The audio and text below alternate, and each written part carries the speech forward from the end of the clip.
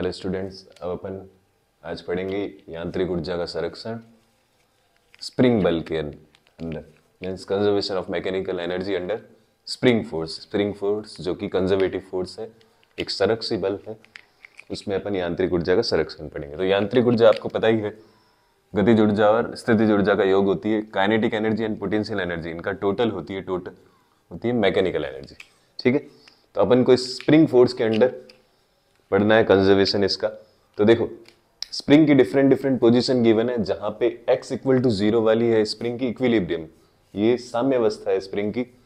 अब अपन क्या करते हैं, इस स्प्रिंग को डिस्प्लेस करते हैं, मीन्स मैक्सिमम xm, ये मैक्सिमम डिस्प्लेस करते हैं और इसको जैसे ही अपन ड्रॉप करेंगे तो स्प्रिंग क्या करेगी, टूवर्ड्स द इक्विलिब्रियम फोर्स लगाती है। स्प्रिंग हमेशा साम्य अवस्था की ओर जाती है, तो spring towards the equilibrium force apply करेगी।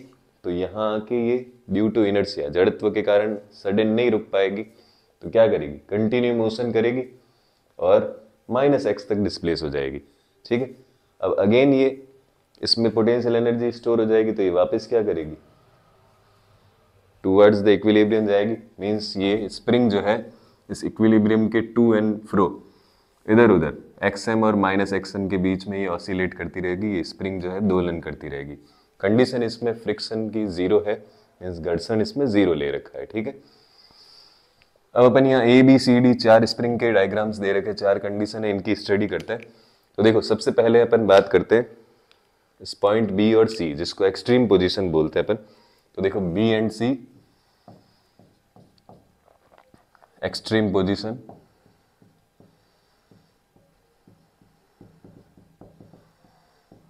जहां पे x की वैल्यू है ±xm, मीन्स मैक्सिमम डिस्प्लेसमेंट है x का, x -xm एंड +xm। ठीक है, ये होती है स्प्रिंग की चरम स्थितियां। ठीक है, अब यहाँ पे देखो, जब अपन स्प्रिंग को डिस्प्लेस करते हैं मैक्सिमम, ठीक है, xm तक, तो यहाँ पे स्प्रिंग का ये मास जो है या स्प्रिंग जो है वो स्टेबल है, स्टेशनरी है, मीन्स यहाँ पे वेलोसिटी 0 होती है इस कंडीशन में। ठीक है, तो अगर मैं काइनेटिक एनर्जी लिखूं, तो काइनेटिक एनर्जी का फॉर्मूला है half mv²। Velocity 0 means kinetic energy 0। Extreme पे पोजीशन x की वैल्यू मैक्सिमम है, तो स्प्रिंग के पोटेंशियल एनर्जी, स्थितिज ऊर्जा का फॉर्मूला होता है हाफ kx²। तो पोटेंशियल एनर्जी आपको मिलेगी इस पॉइंट पर half kxm² and total energy आपको इस A पॉइंट पर मिल जाएगी, mechanical energy B and C दोनों पर टोटल एनर्जी हो जाएगी आपकी हाफ kx²। ठीक है, अब अपन बात करते हैं इस A पॉइंट की। तो देखो, A है इक्विलिब्रियम। जब अपन स्प्रिंग को मैक्सिमम डिस्प्लेस करेंगे, यहाँ पर स्प्रिंग स्टेशनरी मीन्स स्थिर रहेगी, फिर गति प्रारंभ करेगी और प्रारंभ करते करते जब साम्य अवस्था पे आएगी, मीन्स यहाँ पे मोशन स्टार्ट करके जब वो इक्विलिब्रियम की तरफ आएगी, तो यहाँ पर इसकी स्पीड होगी मैक्सिमम। अब ये मैक्सिमम स्पीड सडन नहीं रुकेगी ड्यू टू इनर्शिया, ये वापस आगे जाएगी, तो स्प्रिंग वापस प्रेस होती जाएगी, यहाँ पहुंचेगी, फिर स्प्रिंग वापस टूवर्ड्स द इक्विलिब्रियम जाएगी, तो यहाँ पे मैक्सिमम, तो इक्विलिब्रियम पे वेलोसिटी होती है मैक्सिमम। ठीक है, तो देखो, A इक्विलिब्रियम है,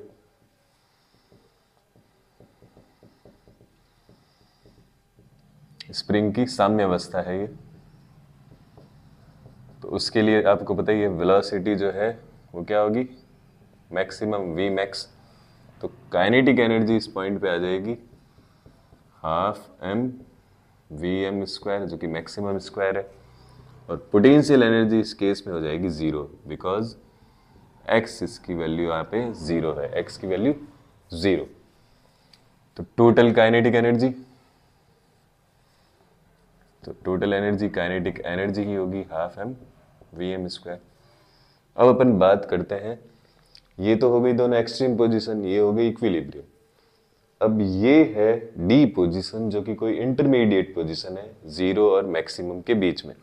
ठीक है, तो इस D पोजीशन की अगर बात करें अपन, इंटरमीडिएट पोजीशन की, तो यहाँ पे देखो, D पर x की भी कोई फाइनाइट वैल्यू है और v की भी कोई फाइनाइट वैल्यू होगी, जो कि अपन v ही कंसीडर करते हैं। तो यहाँ पे दोनों टाइप की एनर्जी होगी।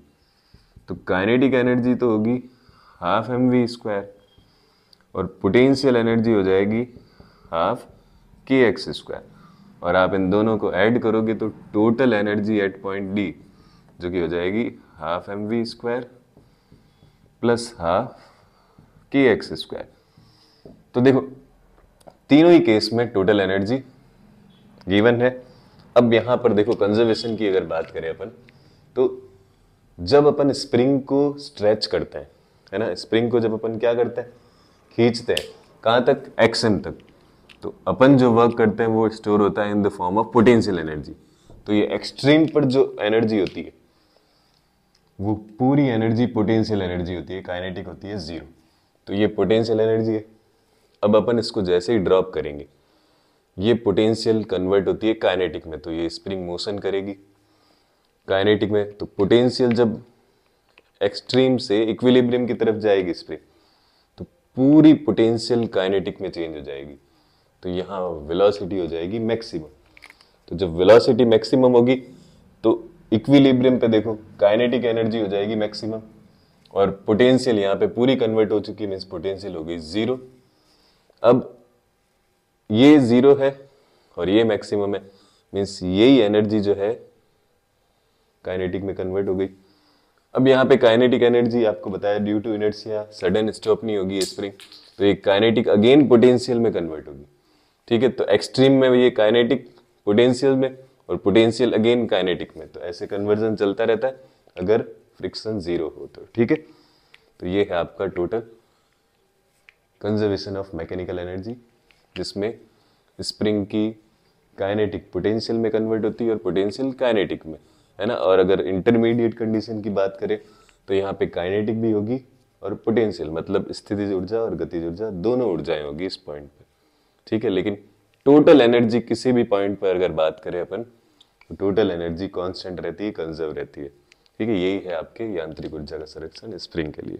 तो देखो अगर अपन इसका स्प्रिंग का एनर्जी और डिस्प्लेसमेंट कर्व बनाए, तो देखो अगर मैं पोटेंशियल एनर्जी का कर्व बनाऊं, तो देखो पोटेंशियल एनर्जी एक्सट्रीम पर होती है मैक्सिमम, एक्सट्रीम के लिए मैक्सिमम होती है और इक्विलिब्रियम पे पोटेंशियल एनर्जी होती है जीरो। तो ये कर्व है पोटेंशियल एनर्जी का, जो कि एक्सट्रीम पर है मैक्सिमम एंड इक्विलिब्रियम पर है जीरो। तो एक्सट्रीम माइनस प्लस पे है मैक्सिमम और इक्विलिब्रियम पे जीरो। और अगर मैं काइनेटिक एनर्जी का कर्व बनाऊं, तो काइनेटिक एनर्जी एक्सट्रीम पर होती है जीरो, तो काइनेटिक एनर्जी एक्सट्रीम पर तो जीरो ही होती है, और इक्विलिब्रियम में काइनेटिक एनर्जी होती है मैक्सिमम, तो इक्विलिब्रियम में मिलेगी आपको मैक्सिमम। तो इसका जस्ट अपोजिट कर्व बनेगा आपके। लेकिन total energy each and every point पर टोटल एनर्जी सेम रहती है। क्यों? क्योंकि इंटर कन्वर्जन होता है एनर्जी का, काइनेटिक पोटेंशियल में, पोटेंशियल काइनेटिक में। तो इसमें अगर टोटल करोगे ना, तो ईच एंड एवरी पॉइंट पर टोटल एनर्जी ऑलवेज क्या रहेगी, कांस्टेंट रहेगी। ठीक है, तो ये ग्रीन वाला है टोटल एनर्जी, रेड वाला कर्व है काइनेटिक एनर्जी एंड ब्लू वाला कर्व है पोटेंशियल एनर्जी। ठीक है, तो ये energy displacement curve spring force के लिए। ठीक है, थैंक यू।